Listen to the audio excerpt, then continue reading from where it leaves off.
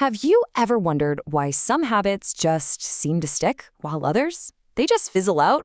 Well, today we're going to break down James Clear's game-changing book, Atomic Habits. We're going to get into this super simple but really powerful system for making tiny changes that lead to, honestly, remarkable results. And the story of how he even figured this all out, it starts in a place you would never, ever expect. Right. So the story of Atomic Habits doesn't start in some research lab or a university study. It starts with this one single shocking moment. A classmate took a full swing with a baseball bat. It slipped out of his hands and it hit James Clear square in the face. He has no memory of the impact itself, just the chaos that erupted right after. And the damage, it was just catastrophic. His brain swelled so badly he started having post-traumatic seizures. They had to put him into a medically induced coma, and his recovery was long. It was brutal. For months, he was dealing with double vision. It took him 8 whole months before he could even drive a car again. A year later, trying to get his life back on track, he gets cut from the varsity baseball team. Talk about a humiliating blow for someone who's played their whole life. But you know what? This rock bottom, it actually became his foundation.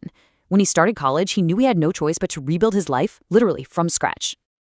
Look, he couldn't just climb a mountain in a single leap. That was off the table.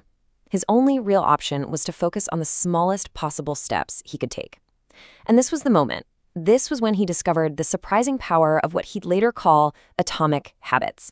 These were changes so small they almost seemed insignificant, but they would turn out to be the source of incredible, incredible strength. So what did these habits actually look like? Well, they weren't glamorous at all.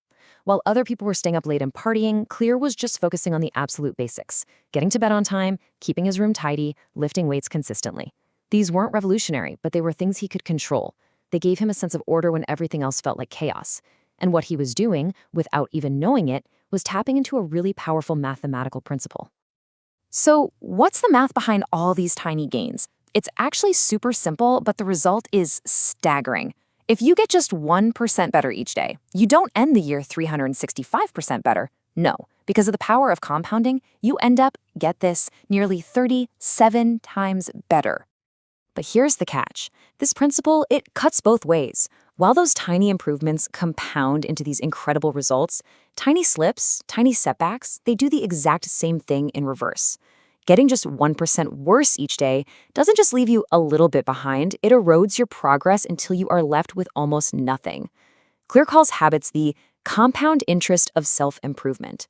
And it's a perfect analogy, because just like money, your choices are either accruing for you or against you. So, okay, this brings us to the official definition. What is an atomic habit? It's not just a small habit. It's a fundamental piece of a much larger system. You got to think of it like the actual atoms that build molecules. These tiny little practices, they are the building blocks of remarkable results. They're small, yes, but they are also incredibly mighty. And look, this isn't just some personal theory. This works for huge organizations. Just take the British cycling team. For almost 100 years, they were totally unremarkable. Then they brought in this philosophy called the aggregation of marginal gains. They literally broke down everything you could possibly imagine about riding a bike and just tried to improve each tiny little piece by 1%. I'm talking about testing massage gels for recovery, finding the perfect pillow for each rider's sleep. They even hired a surgeon to teach them the best way to wash their hands to avoid getting sick. And the result of all these tiny little changes? 5 Tour de France victories in 6 years. Just total and complete domination of the sport. And that story, it leads us to the first major mindset shift from the book. We're all obsessed with setting goals, but Clear argues that goals are not the key to success.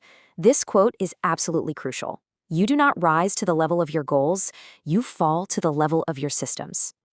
So what does he really mean by that? Well, just think about it for a second.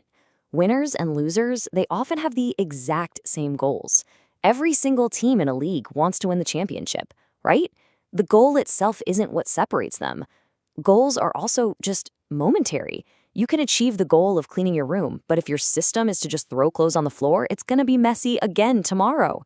Systems, on the other hand, they're about the process. They're what deliver results day in and day out, and they let you find satisfaction in the journey, not just waiting for the destination.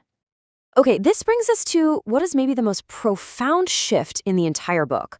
True, lasting change isn't about what you want to achieve, it's about who you want to become. The goal isn't really to run a marathon, the real goal is to become a runner. See the difference?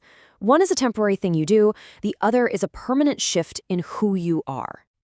So here's how that looks in practice. An outcome-based approach that focuses on the what, but an identity-based approach that focuses on the who. Let's take someone trying to quit smoking.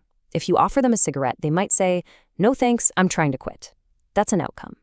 But someone whose identity has truly shifted, they say something totally different.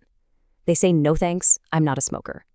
It's such a subtle change in language, but it signals this massive, profound change in belief.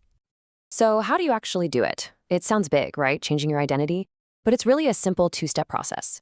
First, you just decide who you want to be. Not what you want to achieve, but the type of person you want to be. Second, you prove it to yourself with small wins. Every single action you take is like a vote for the type of person you want to become. So every time you go for a run, you're casting a vote for "I am a runner."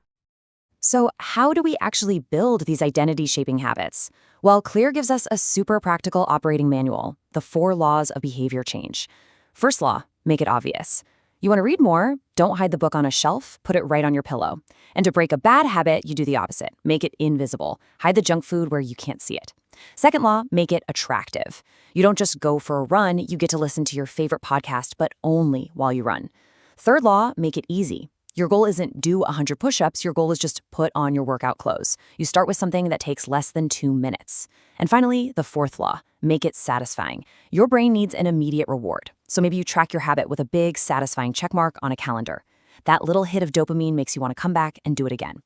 This whole framework is your toolkit for basically engineering your own behavior. At the end of the day, this is the real heart of Atomic Habits. It's not about life hacks, it's not about simple productivity tricks. It's about this profound idea that your habits are the literal path to shaping your identity. Every tiny action, every single day is a choice about the person you are becoming. So the final question the book leaves us with is this. It's not what do you want to achieve, it's who do you wish to become?